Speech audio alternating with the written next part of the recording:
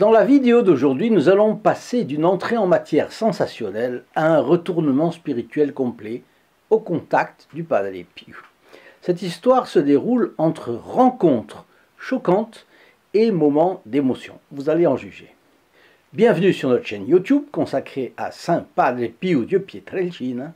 Si vous ne la connaissez pas, Padre Pio était frère capucin, un mystique et un thaumaturge, c'est-à-dire sa prière, ou plutôt à sa prière, notre Seigneur Jésus-Christ faisait des miracles.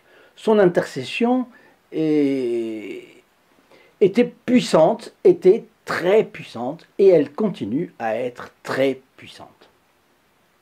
Donc voilà un thaumaturge qui est au ciel, qui a passé son temps sur la terre à faire du bien, à arracher les âmes aux griffes du diable, et maintenant, eh bien, il continue.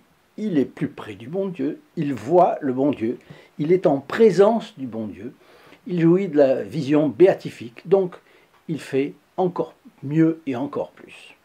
Donc il opère d'autant mieux guérison et miracles qu'il est au ciel. Vous savez peut-être qu'il a dit qu'il ferait plus de bruit mort que vivant. Eh bien voilà, on commence à parler du Padre Pio. 3 vidéos par semaine sont ici publiées. La vie de ce saint est foisonnante d'anecdotes passionnantes. Et c'est ce que nous voulons vous faire découvrir. Vous serez étonné de voir ce que Padre Pio peut faire pour vous, un membre de votre famille ou un ami. Donc allons à notre Fioretti maintenant. L'histoire d'aujourd'hui est tirée du livre Padre Pio, Gleanings en anglais, que l'on peut traduire par Flânerie en compagnie du Padre Pio. Et l'auteur en est le père Pascal Cattaneo. Au fil des pages, nous découvrons l'histoire pas banale du célèbre chanteur d'opéra italien Beniamino Gigli. Le père Pascal Cattaneo raconte que ce récit a été rapporté par la mère du chanteur dans un magazine populaire italien. Et elle y raconte l'expérience de son fils lors de sa première rencontre avec le Padre Pio. Et laissez-moi vous dire que cela ne s'est pas passé comme Benjamin l'aurait souhaité ou comme Beniamino l'avait imaginé avant. D'ailleurs, Pascal Cattaneo a intitulé cette histoire Beniamino Gigli en difficulté. Écoutez bien.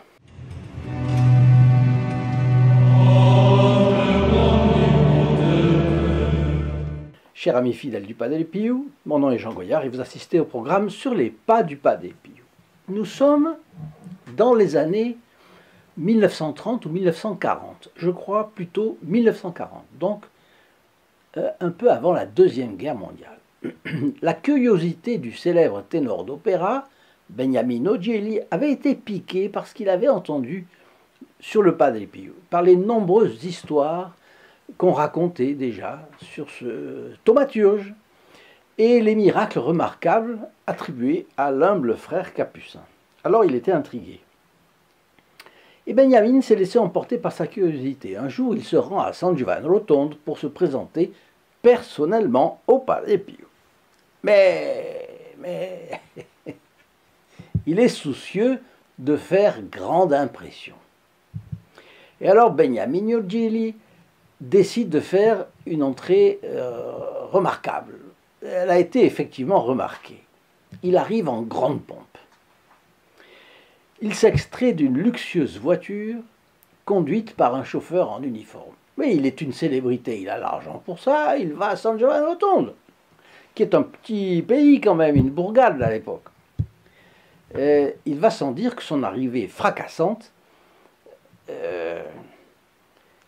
dans son esprit, allait susciter l'intérêt dans le monde entier.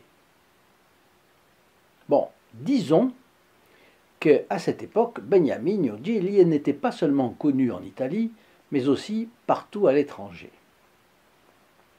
Parce que il a été se produire dans les différents opéras, dans la Scala di Milano, il a commencé sa carrière d'ailleurs comme ça, et puis, mais de façon fulgurante d'ailleurs. Puis après, ça a été en France, à Paris, l'opéra parisien. Ensuite, ça a été plusieurs endroits encore, je crois que Vienne et Londres.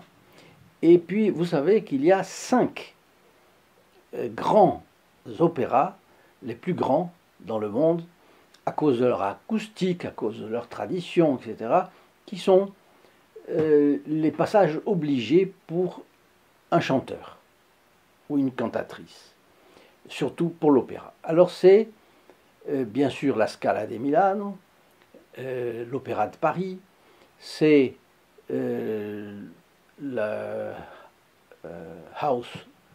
Opera House of London à Londres, ensuite c'est le Metropolitan à New York, le fameux, et il y en a un 5e, et c'est à Buenos Aires, le théâtre Colonne à Buenos Aires, qui est connu comme étant absolument merveilleux lui aussi. Et depuis avant la Deuxième Guerre mondiale, et tout le temps des années 50, 60, 70, 80, il fallait réussir dans ces 5 endroits, et là on était ovationné par tout le monde.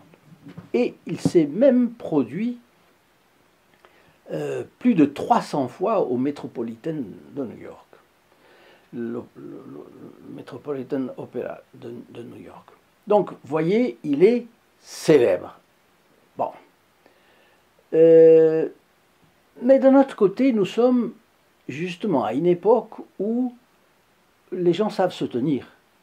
Il n'y a pas d'insultes, ou c'est rarissime, des insultes dans la rue comme ça à quelqu'un. Aujourd'hui, hélas, c'est monnaie courante. Non, à l'époque, c'est quelque chose on a sa personnalité, on a sa dignité, on n'offense pas la dignité d'un autre. Et tout le monde n'est cependant pas fasciné par la réputation et l'apparence m'as-tu vu de Benjamin. Il descend d'une voiture. Alors vous savez, les ailes des voitures, comme c'était très arrondi à l'époque, bon. Padre-Pio l'aperçoit et il lui lance un de ses regards scrutateurs qui descendent jusqu'au fond de l'âme. Et un peu comme s'il regardait au-delà de la vitrine, apparemment raffinée, ce qu'il y avait vraiment en magasin. Le Padre-Pio s'approche de Benjamin et devant tout le monde prononce des mots qui vont fendre l'air. Vous vous appelez Gigli. Et oui, son nom de famille, qui est Gigli, veut dire en italien lys. C'est un joli nom, un lys. Vous vous appelez Gigli, comme le lys, qui est un symbole de la pureté. Mais vous êtes un lys sale, parce que vous trompez votre femme et que vous avez une relation secrète avec une autre. Vous vous appelez aussi Beniamino, et c'est son prénom. Beniamino, Benjamin, qui signifie aimé de Dieu. Mais Dieu ne vous aime pas à cause de l'état de votre âme. Vous imaginez sans peine le choc. Je vous disais, à une époque où les gens ne s'insultent pas. Et ça, ça frise l'insulte. Ça ne l'est pas, mais ça frise.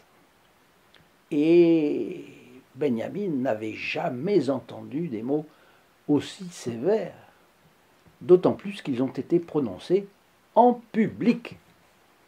Il était descendu de sa voiture ronflante, avec tout son apparat, et il y avait des gens.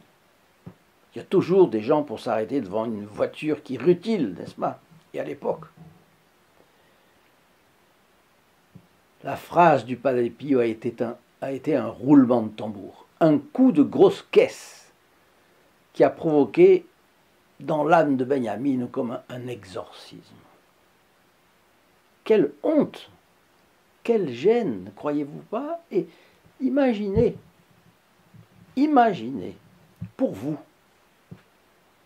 une réprimande publique de quelqu'un qui aurait discerné vos péchés, c'est à entrer dans un trou de souris. Et alors c'était une honte qui répondait à l'amour-propre extériorisé par la vantardise de son arrivée. Le Padre Pio était un homme qui savait prendre des risques.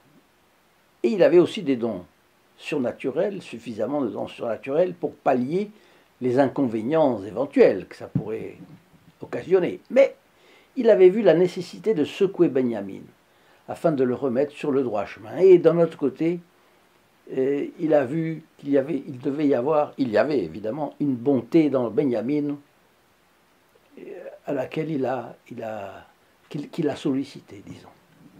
Alors la culture dans laquelle nous baignons aujourd'hui évite totalement que les hommes abordent ouvertement les péchés. Le résultat est que tout continue comme avant, rien ne se passe et les hommes se perdent continuellement. Vous êtes d'accord ou pas avec moi? Si vous n'êtes pas d'accord, dites-le dans vos commentaires. Si vous êtes d'accord, dites-le aussi, ça m'intéressera de savoir quels aspects vous voyez. Alors, les attitudes et l'action du Padre Pio s'inscrivent plutôt dans la ligne des conseils donnés par saint Jean Chrysostome.